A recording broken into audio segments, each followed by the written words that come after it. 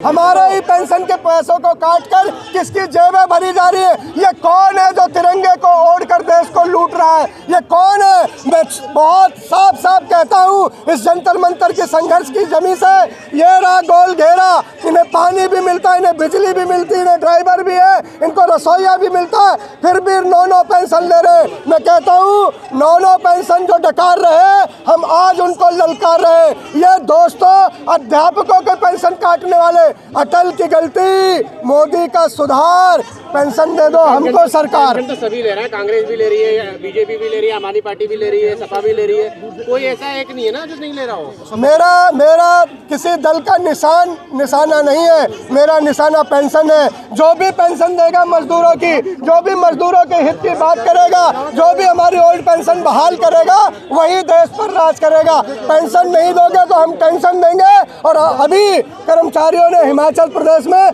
ऐसी एक तदबीर, एक तारीख लिखी। अडानी ने डुबो दिया, पेंशन कहाँ से मिलेगी? ये सोचना होगा उन्हें जो देश को, ये सोचना होगा उन्हें जो देश का इस्तकबाल तय कर रहे थे, जो देश की इबादत लिखने आए थे, जो झोला दिखा रहे थे, जो कह रहे थे 15-15 लाख रुपए आएंगे। आज उन्हें तय करना होगा कि वो गद्दारों के साथ है या देशभक्तों के साथ है। धर्म की चाशनी बहुत हो गई, जाति का पैपंद बहुत हो गया, ऊंच नीच की लड़ाई बहुत हो गई। अब तो लड़ाई सरकार की और कर्मचारियों की है। पूरा देश सामने आज जंतर मंतर गूंज रहा है, कल पूरा आवाम गूंजेगा और गली गली में शोर होगा कि जो चोर है उसे चोर कहो, जो चोर है उसे चोर कहो। अडानी का विरोध करेगा वो देश का विरोध करेगा। अडानी ने अपना नाम बदल के भारत माता कब किया? अडानी ने अपना नाम बदल कर हिंदुस्तान कब रख लिया? अडानी ने अपना नाम बदल के आर्यव्रत कब कर लिया? अडानी हिंदुस्तान नहीं है, हिंदुस्तान है भगत सिंह, हिंदुस्तान है बाबा साहब अम्बेडकर, हिंदुस्तान है लाला लाजपत राय, हिंदुस्तान है महात्मा गांधी, हिंदुस्तान है इंदिरा गांधी। हिंदुस्तान कोई अंबानी और अडानी नहीं है। मैं कहता हूँ कि जो कहते हैं कि अडानी पर हमला देश पर हमला है, वो देश के नायक नहीं, वो खलनायक है, वो देश के गद्दार है। कहा जा रहा है अडानी के साथ आप जैसे लोग साजिश कर रहे हैं, इस वजह से उनको नुकसान हो रहा है। मालिक आपकी जुबान वो मुबारक हो, मेरे को इतना बड़ा बना दे टॉप 10 में, मुझे भी कर दे कि मैं उसके खिलाफ साजिश कर दूं, या मेरी कलम इतनी मजबूत हो जाए कि मेरी कलम हिडनबर्ग जैसी कलम हो जाए कि मैं किसी का ताज उखाड़ लूं। मैं इतना मजबूत पत्रकार हो जाऊं कि मैं लिखूं तो अडानी का सिंहासन कांप जाए। मैं ऐसी गोदी मीडिया से बाहर निकल आऊं कि मैं बोलूं तो सरकार के तख्त और ताज कांप जाए। मैं पत्रकारों को चुनौती देता हूं कि जब पत्रकार जागता है, एक ईमानदार पत्रकार बाहर आता है तो तख्त और ताज बदल जाते हैं। सरकारी बैंकों का पैसा डूब रहा है लेकिन मीडिया बिल्कुल चुप है। वो चुप ही रहेंगे, उन्हें चुप रहने की तनख्वाह मिलती है साहब, बोलने की तनख्वाह तो आप सब ले रहे हो, आप सब पसीना बहा रहे हो। ये सोशल मीडिया में आपका इस्तकबाल करता हूँ, आप मुसीबतों में, परेशानियों में, आपको 1 मिनट में डर है कभी भी FIR दर्ज हो जाएगा, आपको डर है कोई भी घेर लेगा, कोई भी हमला कर सकता है, लेकिन हमलों की परवाह किए बिना इस काली रात में अगर दिया जला के कोई चल रहा है तो आप सब सोशल मीडिया के लोग हो, आप दिया नहीं हो, दीपक नहीं हो, मीडिया का सूरज हो, आप मीडिया का सूरज हो। मीडिया चमत्कारी बाबा को दिखा रहा है। बजट में आपका ध्यान रखा जाएगा।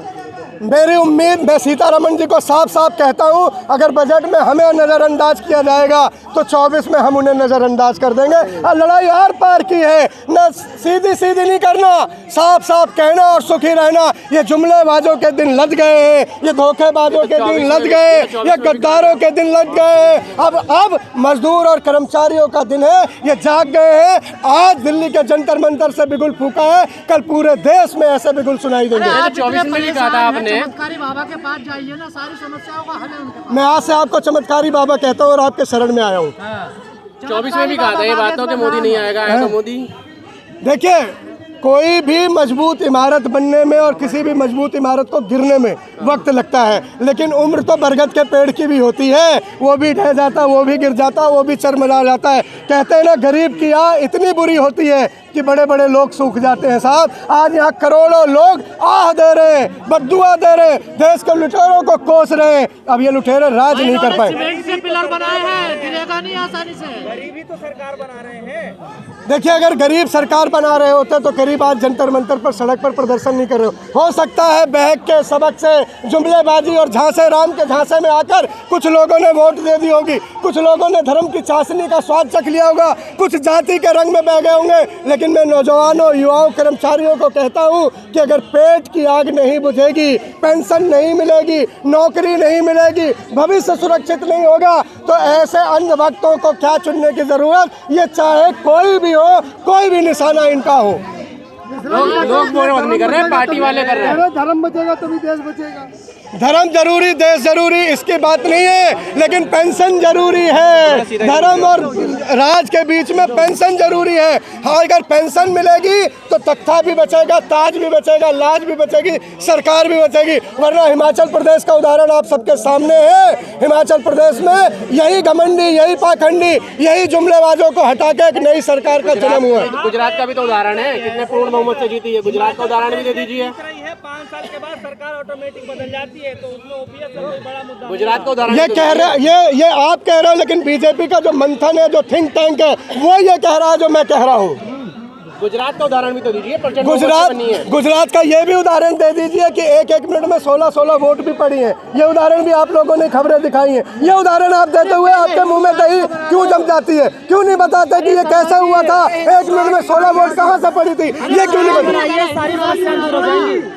मैं कह रहा हूँ, आप जैसे लोग कितना भाजपा का विरोध करेंगे? आज का बजट तो पहले सुन लीजिए। देखिए कि माना अंधेरा घना है, मगर दिया जलाना कब मना है। मोदी जी, हमने ही सीखा था, हम लंका फूकने वाले लोग हैं, वो चाहे रावण की हो या विभीषण की हो, ये जलेगी, फूकेगी। और एक दिन देखिए साहब, बड़ी शुरुआत करने के लिए बड़ा वक्त चाहिए। आज परिवर्तन है। कभी नहीं मोदी के खिलाफ 2014 में लोग बोलना नहीं चाहते थे। यही मोदी 2014 में आते थे, लोग टीवी से चिपक जाया करते थे। आज मोदी जी भाषण देने, मन की मार करने आते हैं, लोग टीवी बदल देते, चैनल बदल देते। ऐसे शक्ल से नफरत क्यों हो गई है? आपका काम ही आपका इस्तकबाल तय करता है, और मोदी जी का काम उनको उल्टी तरफ लेके जाना। कांग्रेस ने भी लागू नहीं करी थी। ओपीएस पे केजरीवाल भी नहीं बोल रहे हैं। देखिए, हमारे भगवंत मान सरकार ने ये कहा है कि हम ओल्ड पेंशन देंगे, और दिल्ली में बोलने का मतलब तो एलजी बोलता है साहब। हमारे पास न जर है, न जमीन है, न सर्विस है, न नौकरी है। हम तो 4 आने की सरकार चला रहे हैं। हमारे दोनों हाथ एक तरफ एमसीडी में पकड़ रखे एलजी ने, एक तरफ मोदी ने दबा रखा है। फिर भी हम देश के लिए काम कर रहे हैं। और आने वाला समय में सभी राजनीतिक दलों को कहता हूँ, जाति से, धर्म से ऊपर उठ के जो मजदूर गरीब के साथ होगा, वही देश पर राज करेगा। वही कांग्रेस ने भी लागू नहीं करी थी, फिर कैसे 24 में कैसे उम्मीद कर सकते हो? 29 में कांग्रेस आएगी तो वो लागू कर देगी। मैं कांग्रेस लाने की बात नहीं कर रहा, मैं कांग्रेस का प्रवक्ता नहीं हूँ, मैं किसी पार्टी का प्रवक्ता नहीं। मैं मजदूरों की हक की बात करने आया हूँ, मजदूरों की लड़ाई करने के लिए आया हूँ, मजदूरों की बात रखने के आया हूँ, मजदूरों के दर्द को जिंदा करने आया हूँ। अगर मजदूरों के जख्मों पर मरहम नहीं लगेगा तो मजदूर मजबूर होकर वोट की चोट से आपको जख्मी करेगा। बीजेपी कह रही है आम आदमी पार्टी भ्रष्टाचारी पार्टी है। बीजेपी रोज नए नए जुमले करती है साहब। जुमलेबाजों के कितने जवाब देंगे? बहुत बहुत धन्यवाद।